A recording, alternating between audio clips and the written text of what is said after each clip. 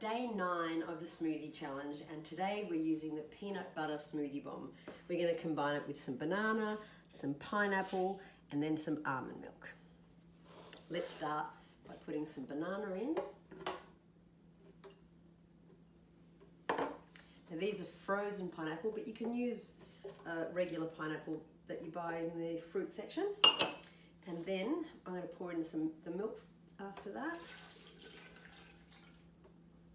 And last but not least, the peanut butter smoothie bomb. Take the wrapper off, the compostable wrapper. We're going to crumble this in. Now remember, the peanut butter bomb has things like maca powder, apricots, linseeds, sunflower seeds, psyllium husk, all sorts of goodies. And of course, lots of peanuts. There we go. And put the lid on.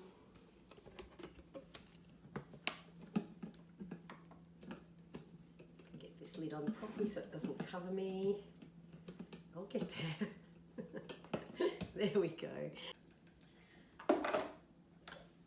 We've blended it for 60 seconds and now